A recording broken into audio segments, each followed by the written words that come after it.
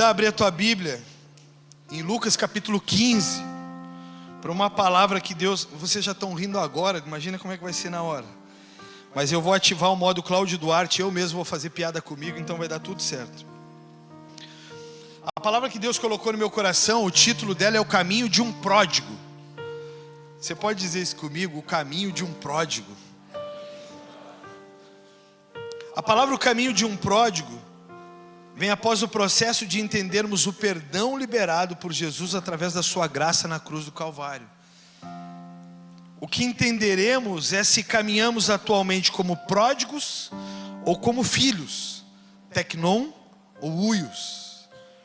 Durante esses dias após a palavra do domingo passado, que foi perdoados, piedosos e livres. Eu ouvi durante a semana nas células os relatos sobre a palavra e eu fiquei impactado por tudo que Deus fez nessa semana que passou com essa palavra.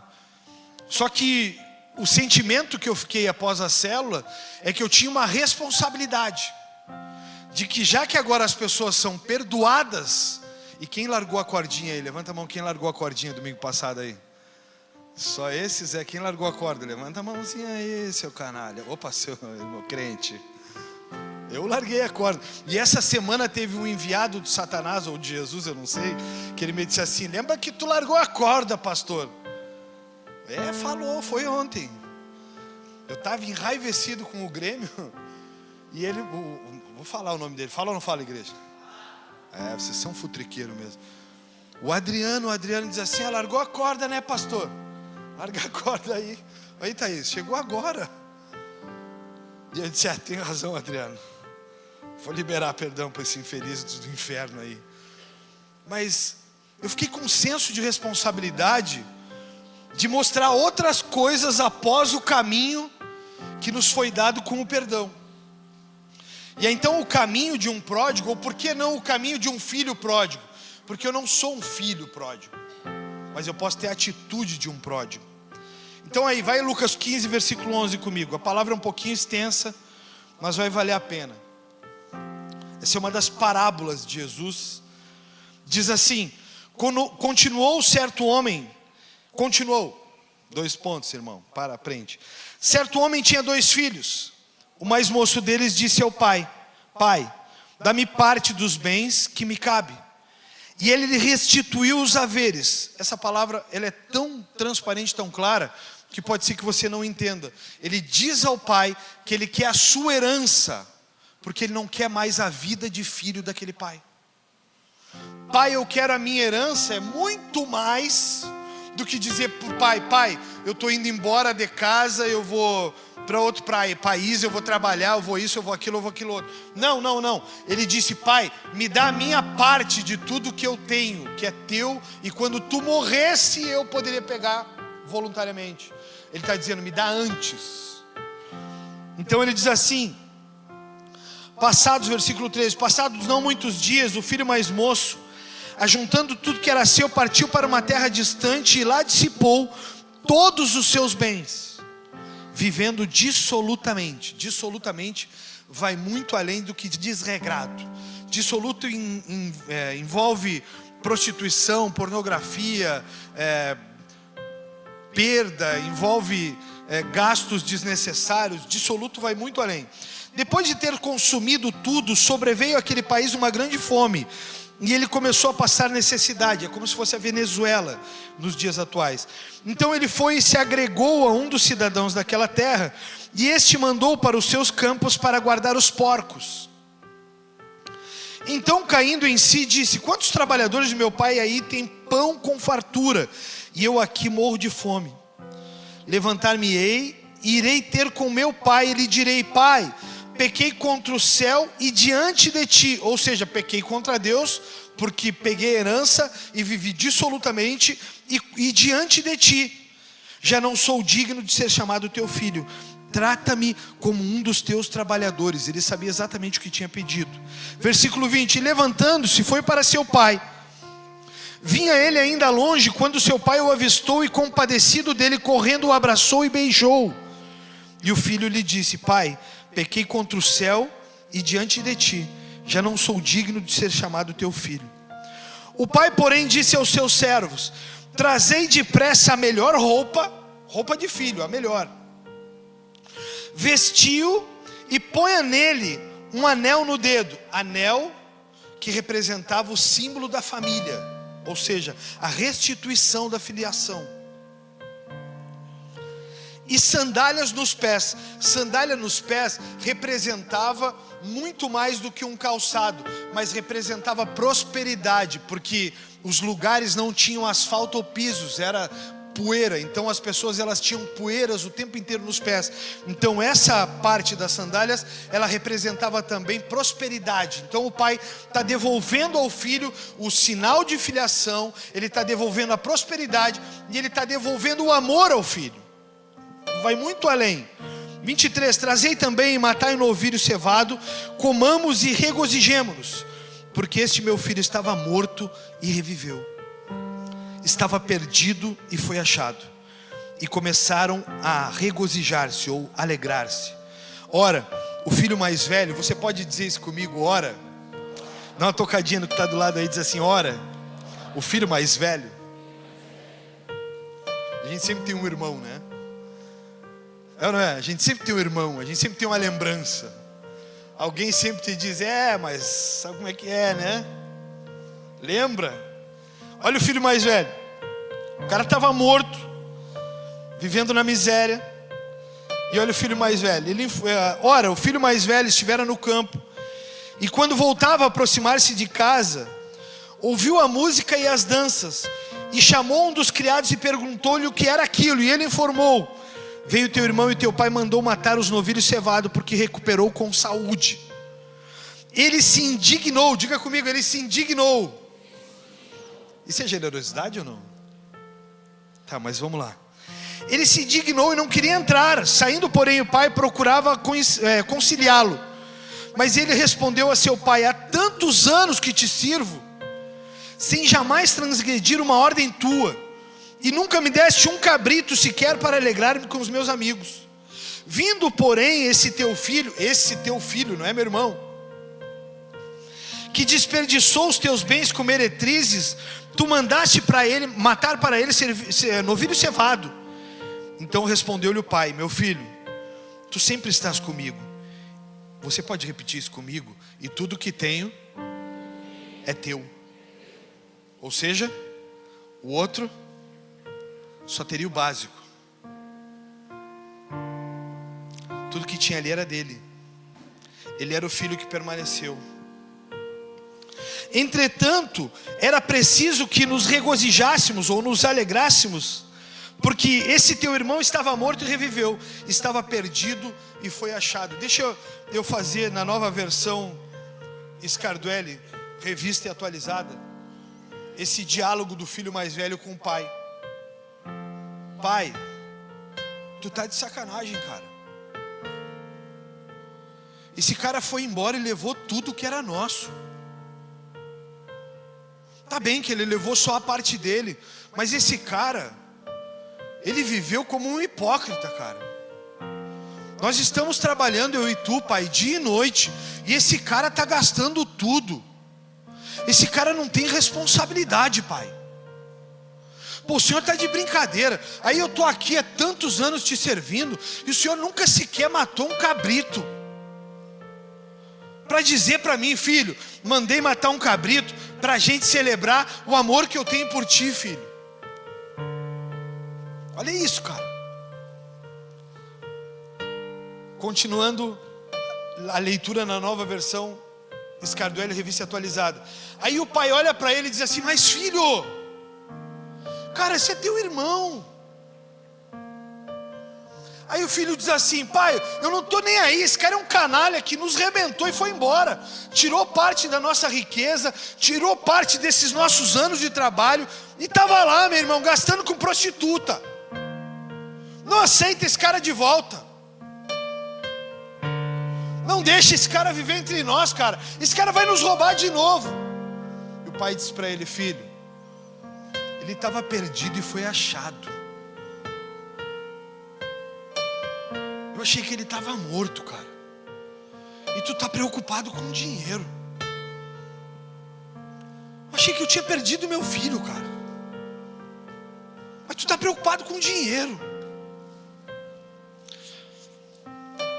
Antes de eu te explicar o que é pródigo, deixa eu te falar um pouco sobre o que é ser igreja. Cara, tem pessoas dentro da igreja que olham o necessitado e parece que não é com eles. Tem pessoas dentro da igreja que entram e saem e parece que isso não é contigo.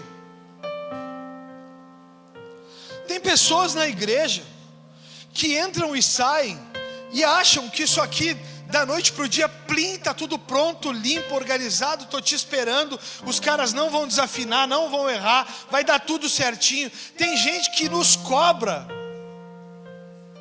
uma perfeição que nós não temos capacidade de dar. Tem gente que olha para mim e para a Lidiane e muitas vezes, e teve uma especificamente, eu tinha perdido Samuel tinha morrido, fazia algo em torno de 30 dias, e uma irmã me chamou, porque a filha teve um pesadelo, me chamou para orar,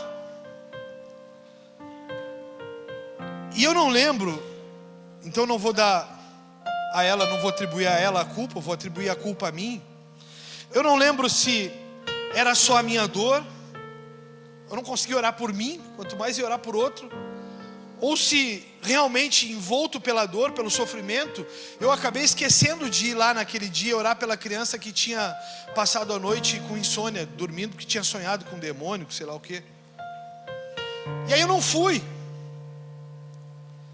E um dia eu precisei ir até a casa dela para corrigir, porque eu sentia que ela estava indiferente comigo. E aí eu fui até ela e eu disse: poxa, cara, o que aconteceu? Eu preciso te pedir perdão por alguma coisa que eu não sei o que é. Ela disse: pois é, quando eu precisei de ti, tu não veio. Eu disse: poxa, cara, mas me perdoa, mas que dia foi esse que tu precisou de mim que eu não apareci? Ela disse: pois é, teve aquele dia que eu te liguei para tu vir orar aqui. Eu disse: dia? Aí eu disse para ela assim: tu tens razão, eu não vim, eu não lembro. Eu sou muito chorão, tá? Então nem bola para mim, porque eu sou chorão. E eu disse para ela assim: eu não vim, eu não lembro se eu não vim porque a ferida me matava, ou se porque eu esqueci. E ela me olhou e me disse assim: pois é, mas eu sou ovelha e tu é pastor. Tipo assim, faz o que tu tem que fazer, dá teu jeito, porque quando eu precisar eu quero que tu me sirva. Obrigado, mãe. E eu disse para ela: tu tens razão, não vai acontecer de novo, me perdoa. Depois de um certo tempo, eu acho que ela não conseguiu viver com a minha imperfeição e foi embora para outra igreja. É assim que a gente está tratando a igreja dos dias atuais. Como o irmão mais velho. Eu te olho e a tua imperfeição não me serve.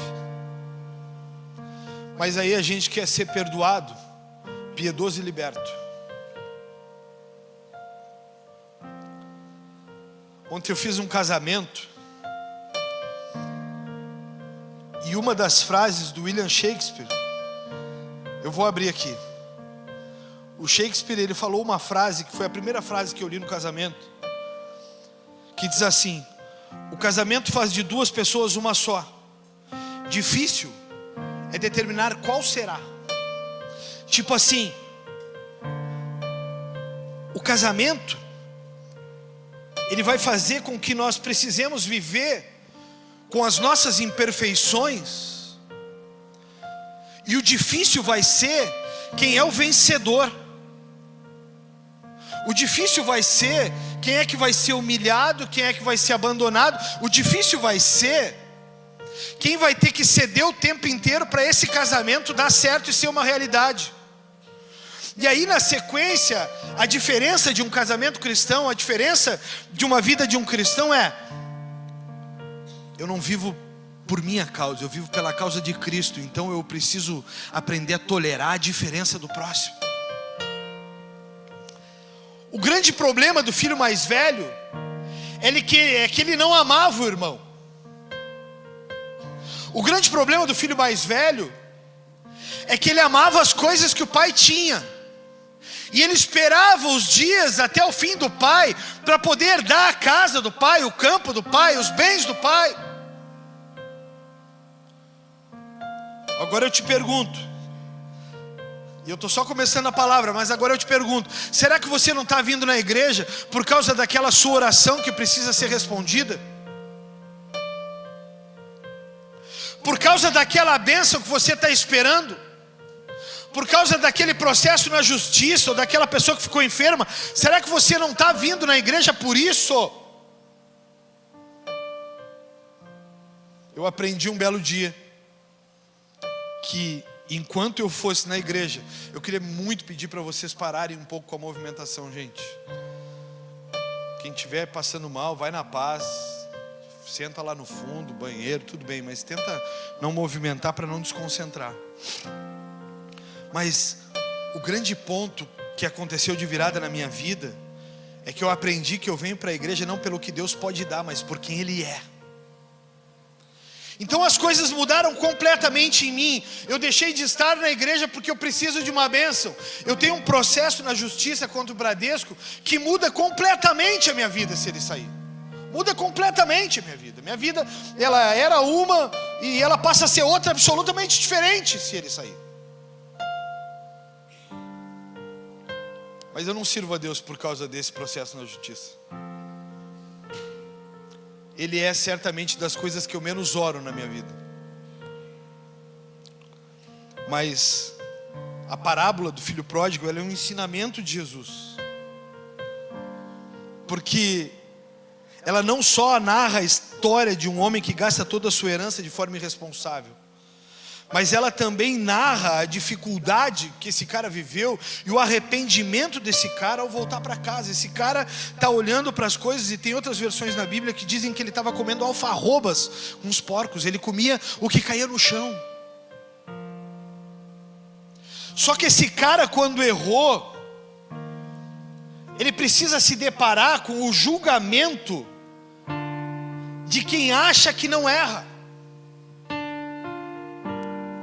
Esse cara, ele precisa se deparar com o julgamento de alguém que ele achou que poderia encontrar generosidade, que era o irmão. Uma coisa que me chamou muita atenção nessa palavra é que não se sabe o nome do filho pródigo, nem o nome do irmão mais velho, porque Deus achou que não era relevante. E Lucas, um médico inteligentíssimo, que foi quem escreveu o livro em pauta, ele achou que não era relevante mencionar o nome, se é que ele sabia o nome, porque o que mais importava era o legado. E eu quero te pedir agora para cutucar quem está do seu lado e dizer para ele assim: quando você morrer, o seu nome não importa, o que importa é o que você deixou de legado.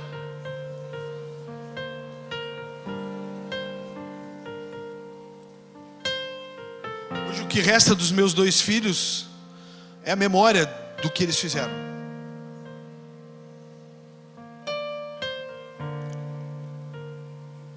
A palavra pródigo, ela significa, na etimologia grega, do latim, ela significa pródigos, que é o mesmo que em grande quantidade, ou esbanja, aquele que esbanja. Mas o significado literal da palavra pródigo no português é aquele que gasta mais do que possui ou precisa, um esbanjador. Em outra versão ainda diz um desperdiçador. Você pode dizer comigo isso em voz alta? Um desperdiçador.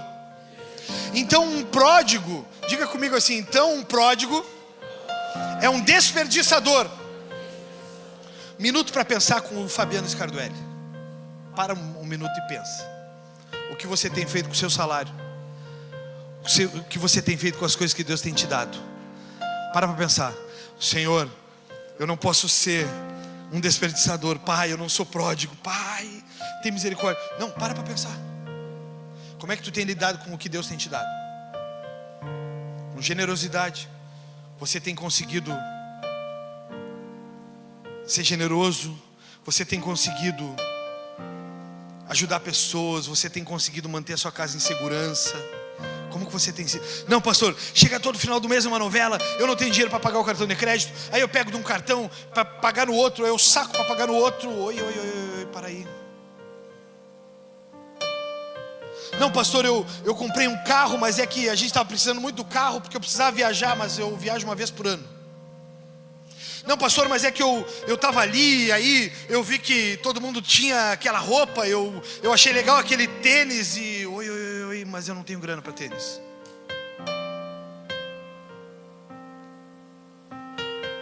E aí eu acabo vivendo como um pródigo. Mas olha para mim aqui. É lindo apontar o dedo para o filho pródigo, né? Meter o dedo na ferida dele e dizer assim: é, seu filho pródigo. Mas será que tu não tem feito o mesmo com o que Deus tem te dado? Para aí, pastor, desperdiçador é só de dinheiro. Olha para quem está do teu lado e diga: não, é dos teus dons também. Como que tu tens usado os teus dons, ô irmão? Tem usado para a causa do Senhor? Ah não, pastor, é que assim, né? Tu sabe como é que é? Eu tenho tido, tá muito corrido os dias, eu não estou conseguindo estar na igreja toda hora e ando meio atrapalhado. A gente ouve isso toda hora ou não? Estou com muita dificuldade, pastor, sabe como é que é? Para servir aí na igreja precisa de muita coisa, a gente precisa estar o tempo inteiro aí. Oi? Mas e os dons que Deus te deu? Será que Ele te deu para ganhar dinheiro? Tá, mas tudo bem, Deus te deu esses dons para ganhar dinheiro, e tu está devolvendo o que não é teu, os 10% do dízimo? De repente você está dizendo nem uma coisa nem outra, então está tudo errado. Pródigo. É bom apontar o dedo nos outros, né? A palavra, ela vai muito além, muito além. A palavra, ela vai muito além, por quê? Porque eu preciso me autoanalisar. Eu preciso fazer uma percepção das coisas e das formas como eu estou vivendo. Então eu começo a olhar para essa palavra e eu começo a fazer uma percepção da minha conduta diária. Como eu me movo, como eu ando, como eu sou, como eu tenho agido. Eu tenho tido coisas, eu tenho trabalhado incansavelmente, mas o meu incansavelmente nunca é suficiente, porque o meu dinheiro nunca dá. Desperdiçador, pródigo. Como que faz, pastor? Como que eu posso agir, pastor, daqui para frente? Tu precisa começar a olhar para Deus e dizer para Deus: Deus, aonde eu tenho errado? Porque semana passada tu foi perdoado. Tu largou a corda e tu perdoou também pessoas. Pastor, eu não tenho conseguido usar os meus dons pela causa. Pastor, eu não tenho conseguido usar os meus dons. Eu estou com os meus dons guardados. Usando no quê, pródigo?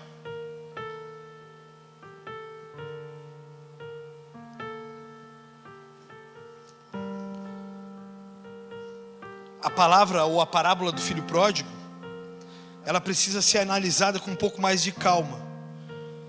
Então eu quero analisar algumas características do filho pródigo. E aí você faz a sua avaliação aí, como você está.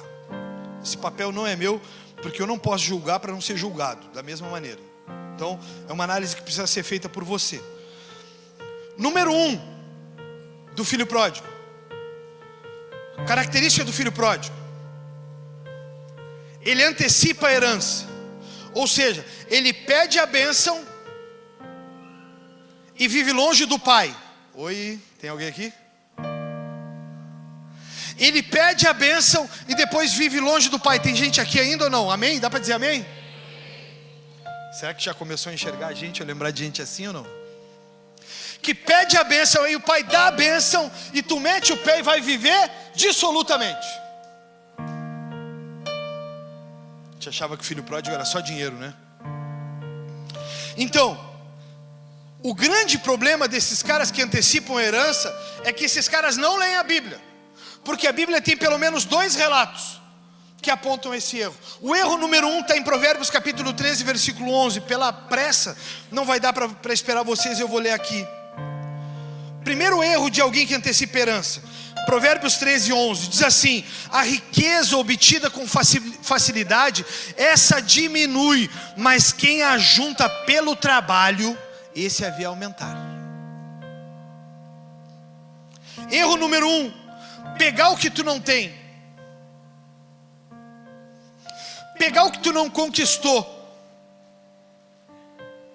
pegar o que tu não sabe como foi conquistado, pegar o que tu não sabe como foi feito, o trabalho que teve para conquistar. Erro número 1. Todo pródigo, ele antecipa, ele diz a Deus: Deus, eu quero a tua bênção. Deus, eu quero o teu poder. Deus, eu quero a tua autoridade. Deus, eu quero os teus dons. Aí Deus te dá dons, Deus te dá a bênção. Você vive dissolutamente. Não está nem aí para a obra de Deus. Não está nem aí para as pessoas. Não está nem aí. Está vivendo. Modo Zeca Pagodinho: deixa a vida me levar, vida leva eu. Se o Zeca Pagodinho não tivesse a grana que tem, meus amigos, mas tem horas que todo mundo, eu acho que já pensou em ativar o modo Zeca Pagodinho. Não me deixa pecar sozinho. Quem já pensou em deixa a vida me levar, vou viver numa praia, não estou nem aí.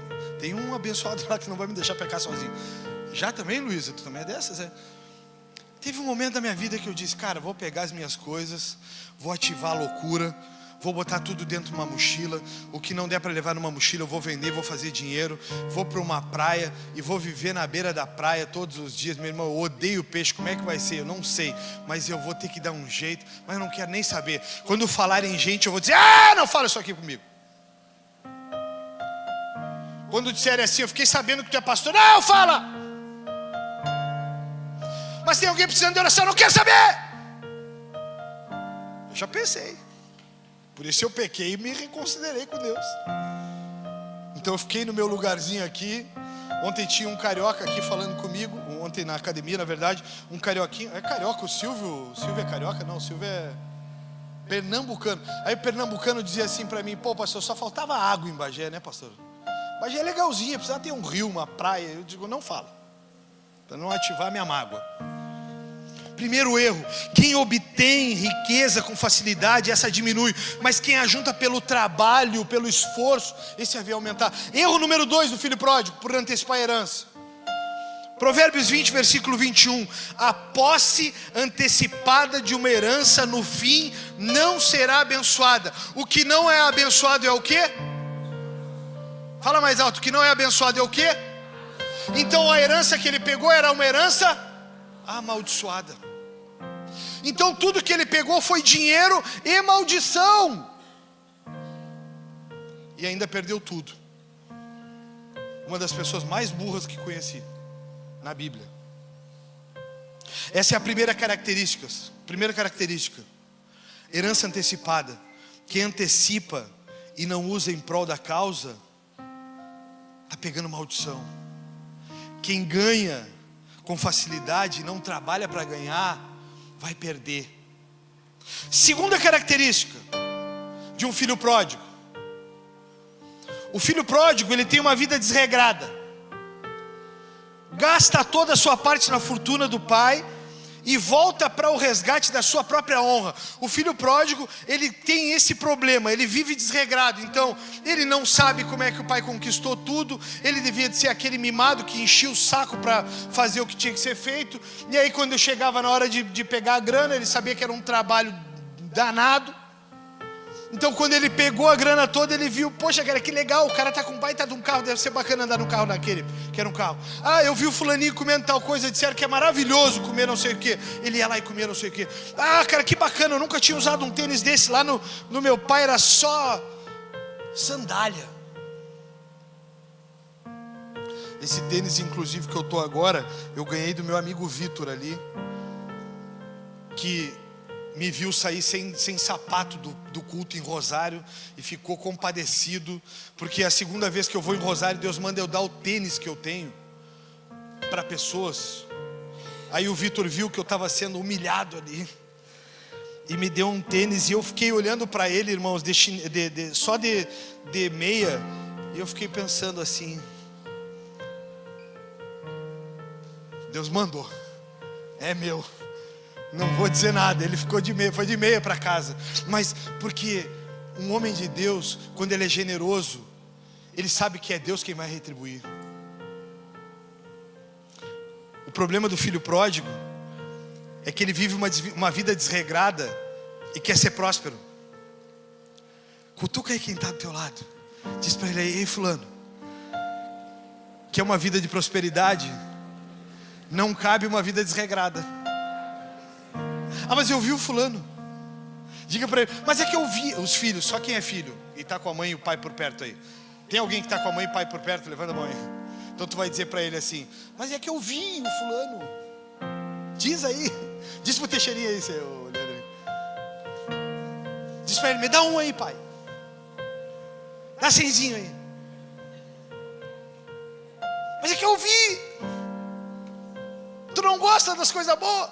Eu gosto. O filho pródigo gostava também. Mas tu viu o carro? O meu carro, toda vez que eu saio, é aquela novela. Ontem mesmo eu fui fazer um casamento no campo. Eu amo o campo, né, gente? E isso é retaliação. Porque eu fui, e hoje de manhã, ontem à tardinha eu fui na Avan passear, passei de pobre. Meu, o carro começou É por isso que eu não vou para campo. O carro já voltou trazendo retaliação com ele. Mas é o que eu posso ter hoje. É o que eu consigo pagar hoje. É o que eu consigo ter hoje. Mas eu já tomei posse pela fé. Eu vou ficar insuportável com a caminhonete que eu vou ter. E cabeludo. É um negócio ímpar. Eu vou me olhar no espelho e vou andar só com o braço para fora. Dodge Ram. Mas eu não sou um pródigo. Hoje eu tenho com humildade meu casinho. E ele vai e vem com uma facilidade, irmãos. Ele é uma bênção. Terceiro ponto e característica de um filho pródigo. O filho pródigo, ele não tem limites. Ele vive por prazeres e por recompensa. Se ele estiver sentindo no coração, ele vai fazer. Ele não pensa na causa. Ele pensa nos seus prazeres e vontades. Mas é que eu gosto assim. Ah, irmão, olha para mim aqui, pelo amor de Deus. Se eu vivesse pelo que eu gosto e da forma como eu gosto, eu acho que a metade da igreja já não entra mais aqui.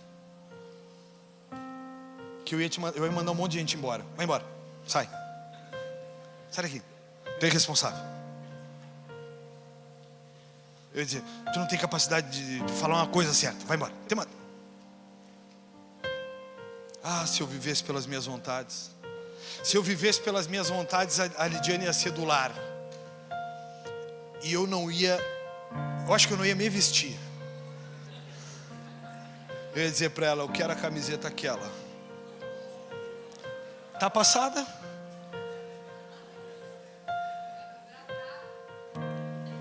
Hoje eu levantei com ela cedinho e disse para ela: mulher da minha vida, eu quero que passe essa camisa. Eu fui com chocolate antes, entendeu? Mulher da minha vida. Porque não ia dar tempo. Um homem que não tem limites, ele tem a característica do filho pródigo. Ele não sabe a hora de parar. Ele precisa se suprir. Uma mulher não tem limites. Ela precisa se suprir. Ela precisa que os seus deleites sejam supridos. Ela precisa que os seus prazeres sejam supridos. Ela precisa que a sua vontade seja suprida. O filho pródigo, ele não tinha limite. Se ele soubesse gerar aquilo que ele ganhou, se ele soubesse aplicar aquilo que ele ganhou, ele não precisava comer alfarroba. Mas um pródigo não tem limite. Quarta característica, porque eu ainda preciso falar dos outros dois filhos, o Tecnon e o Uios. Quarta característica: causam reações na família, como a do filho mais velho. Um filho pródigo, ele causa reação na família. O filho mais velho, que nunca desobedeceu ao pai e trabalhava duro, se revoltou ao saber da festa para o irmão que esbanjou os bens com prostituta. O pródigo, ele causa desconforto em toda a família. Tu é ponto de desequilíbrio na tua casa. Ah, mas também, né, pai? Também, né, mãe? Tu passou a mão nele a vida inteira, né? Sempre foi isso, né? Ele sempre fez o que quis. Ele sempre fez o que deu vontade, né, pai? Agora tá aí. Um filho pródigo, ele é um cara incontrolável, ele é indomável. Ele não tem controle na língua. Ele fala o que pensa, ele não mede consequências do que fala. Um filho pródigo, ele não mede as palavras se vai ferir ou se não vai ferir. Um filho pródigo, eu volto a dizer, ele vive em causa própria. Se eu for viver a igreja em causa própria, vocês não vão ter espaço.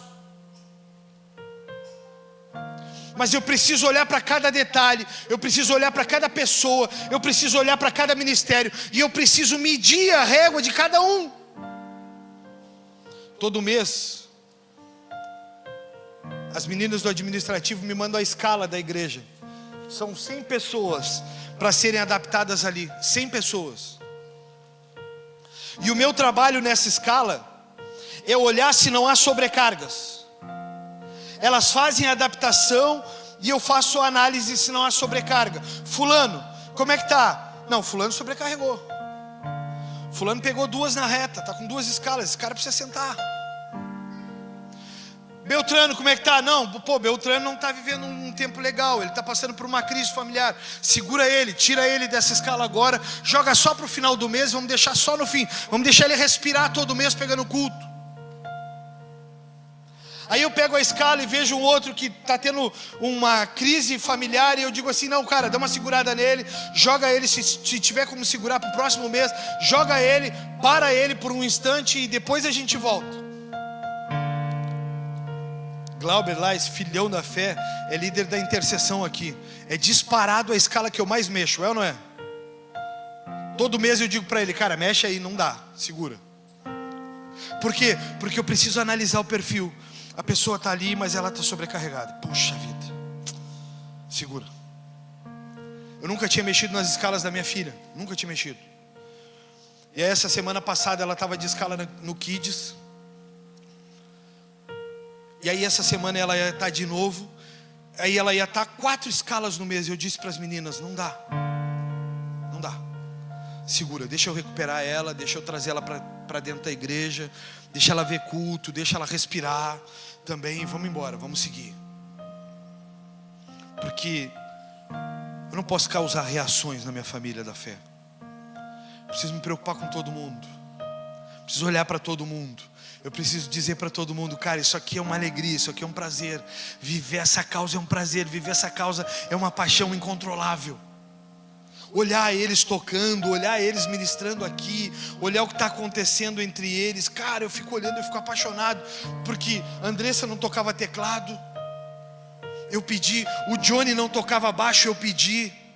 O Cris não tocava guitarra, eu pedi. Eu pedi para os caras. O Manu não estava mais tocando bateria, o Manu estava...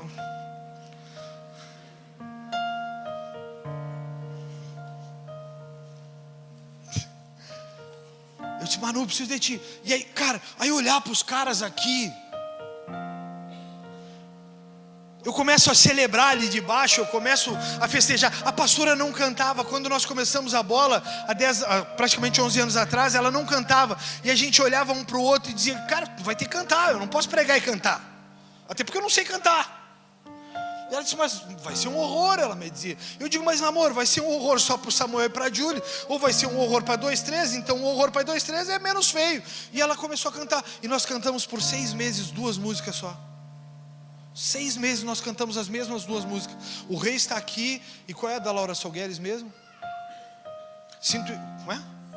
Santo Espírito. Nós cantamos 6 meses, toda terça-feira nós cantávamos Santo Espírito, o Rei está aqui. Então as pessoas chegavam, nós entregávamos umas folhinhas para elas cantarem junto, para ficar menos feio. Elas cantavam todo mundo, o Rei está aqui, o Rei está aqui.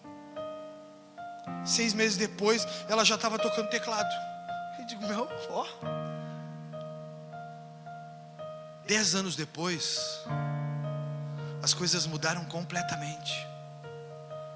Porque nós nunca fomos pródigos. Nós sempre pensamos na causa. Nós não pensamos em nós mesmos. O filho mais velho recebeu uma lição do pai. O pai explica ao filho mais velho que ele sempre esteve com ele e tudo que o pai tinha era dele. E pasmem, eu estudo tanto a palavra antes de vir para cá, que eu procurei, Sabrina, os advogados aí, eu procurei, tem jurisprudência já sobre isso. Já tem jurisprudência sobre o assunto de como será se o cara antecipar a herança e depois o cara voltar para decidir. Então já tem uma decisão no STF que pauta essa tese. O cara antecipou a herança, depois o cara vai voltar e vai pedir mais coisas. O STF já tem uma jurisprudência sobre o assunto. Então é muito mais sério do que a gente imagina. Mas o pai pega o filho e diz para o filho mais velho o seguinte, ele dá aquela lição que um bom pai pode dar. Ele diz assim, eu tinha perdido esse filho, mas eu preciso me alegrar com o retorno de alguém que eu amo muito e que eu achei que estava morto e reviveu. Tipo assim, meu filho, eu te amo, tudo que eu tenho é teu, mas não é sobre dinheiro. Meu filho, tudo que eu tenho é teu, mas nunca foi sobre posses. Nunca foi sobre microfone, sobre palco, sobre luzes. Nunca foi. Isso aqui é o que eu menos faço. Pregar é o que eu menos faço. Eu prego 2 vezes no mês. E eu aconselho mais de 30 vezes ao mês.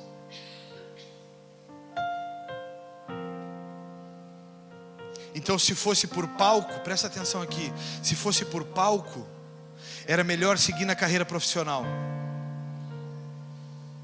Seria muito mais bem sucedido. Mas o caminho de um pródigo está descrito. Agora eu quero te levar a fazer uma análise, nos próximos 15 minutos, aí no máximo 20, sobre o caminho de um filho. E a intenção é descobrir onde você está nesse exato momento. O que você é nesse exato momento. Se você é pródigo, se você é tecnon, ou se você é huios. Eu vou explicar. Na Bíblia, tecnon se refere a um filho gerado. Um filho no sentido de ter nascido como uma criança ou uma pessoa imatura, que depende do pai. Já a palavra huios na Bíblia essa palavra é designada a um filho maduro que reflete o caráter, a personalidade e a autoridade do pai, como um filho adulto e responsável. Então tu vai dizer para esse cidadão que está do teu lado essas 2 palavrinhas para ele não esquecer: tecnon, imaturo; huios, maduro. Vamos de novo: tecnon, imaturo; huios, maduro. Agora vamos lá. Tecnon são filhos meramente por nascimento. Romanos 8,16 diz: o próprio Espírito testifica com o nosso Espírito que somos filhos de Deus. Ou seja, tecnon, aceitei Jesus como Senhor e Salvador, eu sou tecnon. Nesse contexto, tecnon significa uma criança, ou um filho que não é maduro. Bíblia, tá? Isso é Bíblia. É um filho que não é maduro.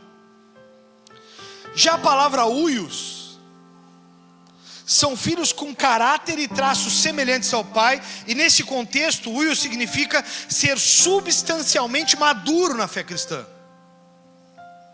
Presta atenção aqui. Agora eu vou te mostrar huios na Bíblia e tecnon na Bíblia. João 1,12, um tecnon aqui. Mas todos quanto o receberam, quando você naquele belo dia, você disse, eu vou fazer essa oração no final aqui, você diz assim: eu aceito Jesus como meu Senhor e Salvador. Eu vou perguntar aqui no final, quem quer aceitar Jesus como seu Senhor e Salvador? E quem quiser vai levantar a mão e eu vou orar e você vai ter a condição de tecnon. Então 1 João 1,12 diz assim: mas todos quanto o receberam, deu-lhes o poder de serem feitos filhos de Deus, a saber, aos que creem no seu nome. Ou seja, eu creio em Deus, eu creio em Jesus como único Senhor e Salvador, como único, não há outro. Eu creio, eu sou tecnon. Ok? Entendido até aí? Obrigado pela contribuição, entendido? Agora na Bíblia é um huios. Romanos 8,13. A Bíblia diz assim: porque se viveres segundo a carne, caminhais para a morte. Mas se pelo Espírito viveres e mortificares os feitos do corpo, certamente vivereis. Pois todos que são guiados pelo Espírito de Deus são filhos de Deus. Então os que andam guiados pelo Espírito não são tecnon, são huios. Entenderam? Agora, alguns aspectos para essa transição de tecnon para huios. Um filho tecnon, ele é semelhante a uma criança espiritual imatura. Um filho tecnon, ele faz pirraça, ele reclama, só que ele faz menos na igreja do que ele exige dela. Ou seja, um tecnon, ele está sempre se queixando e ele está fazendo menos para isso funcionar. Um tecnon é aquele cara assim: mas pois é, pastor, mas é que a igreja deveria ser assim. Pastor, mas é que a nossa família deveria ser assim. Mas ele não faz nada. Aí ele faz o básico e acha que está bem feito e acha que é suficiente para uma igreja com 500 pessoas. O tecnon, ele é assim. O tecnon, ele é aquele cara que faz pirraça. Mas sabe como é que é, né? Não vou ficar assim, não vou fazer assim, vou trocar. Isso é tecnon, é criança, criancinha, bebezinho. O tecnon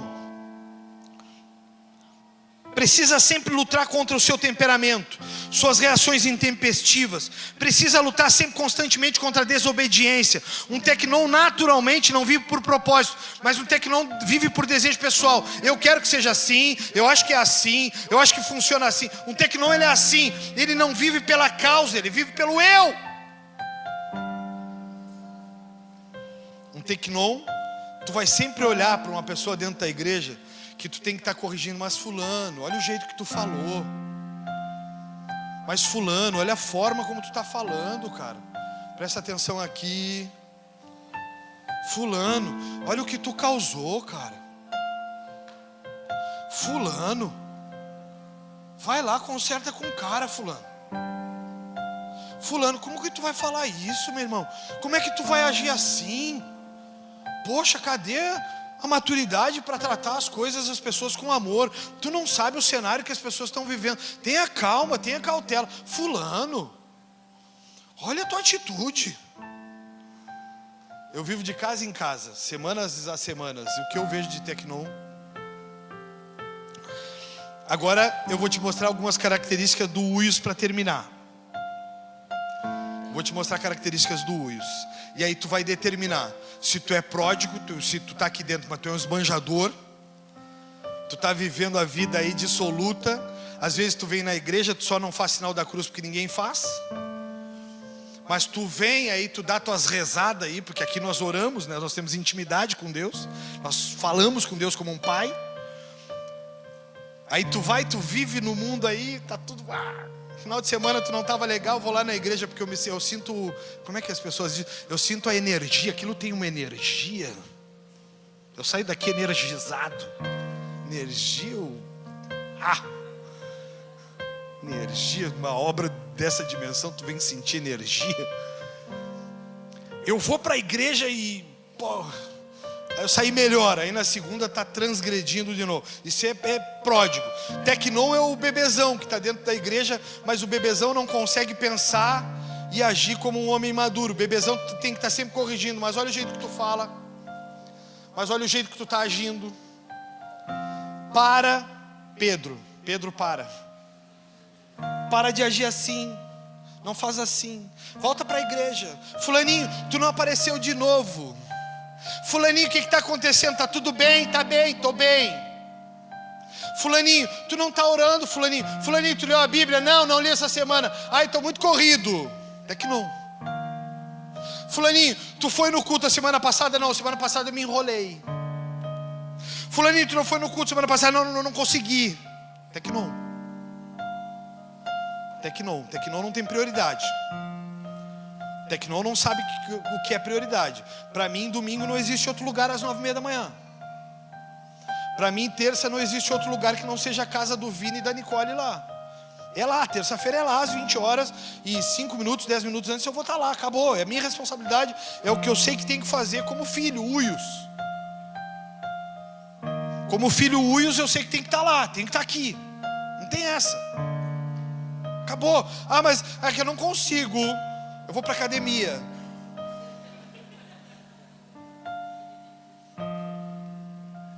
Que hora eu vou treinar? Isso é Tecnon. Tecnon é assim. Tecnon é um bebezinho que tu tem que estar todo dia dando para ele mamar. Mamou hoje, Provérbios 11:23 diz. Mamou hoje, Salmo 23 diz: o Senhor é o teu pastor e nada te faltará. Mamou hoje, o Senhor mandou eu te dizer: volta, filho, porque eu te amo. Mamazinho, filho, para aí que o pastorzinho vai dar mamar. E o pastorzinho vai lá e diz assim: tu sabia que tu é amado? Tecnon, a gente te ama, tu precisa voltar. Uma geração como essa, pós-graduada, doutorada, mestrada, uma geração como essa. Agora os Uios, para encerrar, característica de Uios. E eu espero que essa igreja aqui só tenha Uios. Uma característica de um Uios. Um Uios é maduro. Uma das principais características do Uios é maturidade. Um Uios demonstra maturidade e é compreensivo. Diga isso comigo, pelo amor de Deus. Um Uios, ele é compreensivo. Mesmo que tu erre, ele é compreensivo contigo. Um Uios, mesmo que tu tenha feito coisas erradas, o Uios te diz o seguinte: mas nós não vamos te abandonar, nós vamos estar contigo. Isso é Uios. Um Uios luta por uma causa maior do que ele, e se sacrifica por ela. Não dá para tu ser pastor de igreja, líder de igreja, obreiro de igreja e fazer com que a igreja seja mais um dos teus afazeres. Não é a igreja. Isso é coisa de Tecnon. A gente luta por uma causa maior. E cada vida que está aqui, dessas mais de 300 pessoas que estão aqui, cada vida que está aqui importa. Então, se o fulano está com necessidade física, nós vamos orar. Se o Beltrano está precisando de ajuda, nós vamos ajudar. É por aí. Isso é Uios. Então, o Uios, ele é maduro. Segunda característica de um Uios: o Uios reflete o pai. Um Uios é alguém que possui traços de caráter transformado e a personalidade que reflete a Cristo em atos e não apenas em palavras. Então um Uios, quando ele vai tratar com as pessoas, ele reflete a imagem de Cristo. Ele não é condenador, ele não é apenas um ameaçador, ele não é um crítico apenas voraz. Ele é um homem que reflete a imagem de Cristo e características de Cristo. Então ele ama como Cristo amou, ele conduz como Cristo conduziu, ele traz para perto como Cristo fez. Sabe qual que é o grande problema, meu irmão, minha irmã? É que você pode estar sendo Tecnon e acha que é Uios. Então você vai ter que procurar maturidade. Aqui dentro da igreja nós temos muitos gabiru que acham que são Messi jogando bola. Ou seja, praticamente nós temos só gabiru que acham que são Messi. E aí quando vão jogar, eles brigam entre eles porque eles acham que são Messi.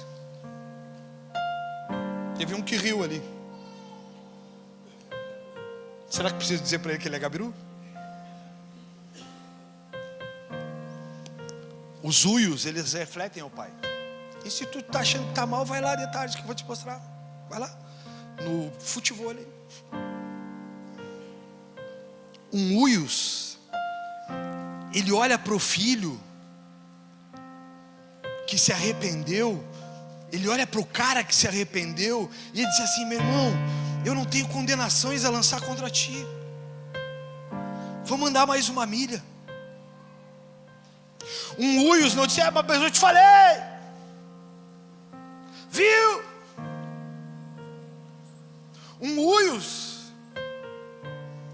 Ele olha para a pessoa e diz assim: eu estou disposto a andar uma milha contigo a mais, mas tu não vai ficar pelo caminho.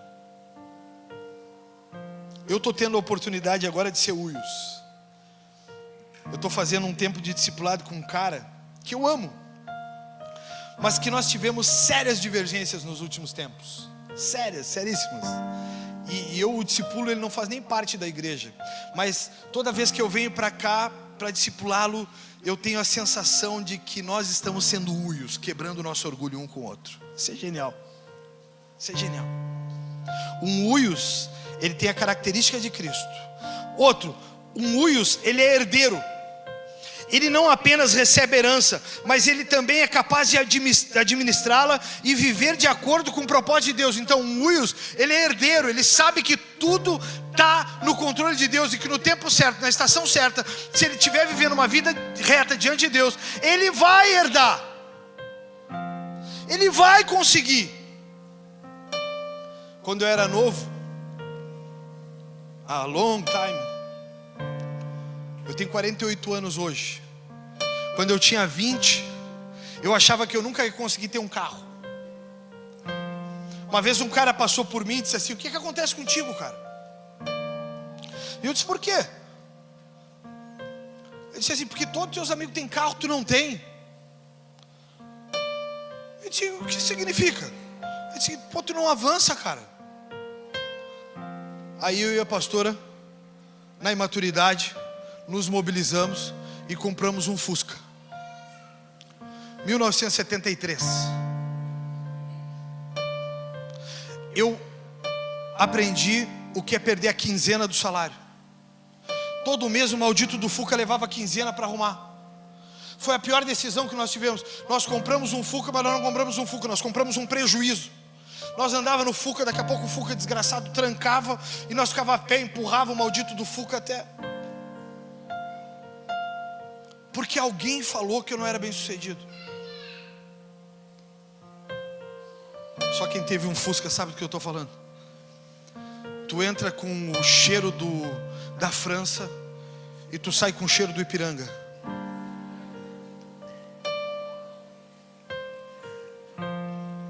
Um Uios, ele é herdeiro. Ele sabe que se ele se manter trabalhando com disciplina, não sendo esbanjador, fazendo cálculo, fazendo as coisas na hora certa, no momento exato, ele vai ter. Amém? Tomou posse aí? Ele vai ter. E por último, um Uios, ele é guiado pelo Espírito. Romanos 8,14: todos os que são guiados pelo Espírito de Deus, esses são filhos de Deus. Sendo assim, Uios são guiados pelo Espírito, não são guiados por emoções. Um Uios, ele é diferente. Agora eu vou te fazer uma pergunta e te convidar para ficar em pé. Porque você está encaixotado dentro dos três. Um deles é você. E nós vamos adorar aqui. Depois nós vamos ter o tempo da ceia, que é esse partir do pão em memória à cruz de Jesus. Mas eu vou pedir para você largar tudo aí. Larga o chimarrão, senão vai queimar a boca agora. E fecha os seus olhos por um instante. E pensa quem você é.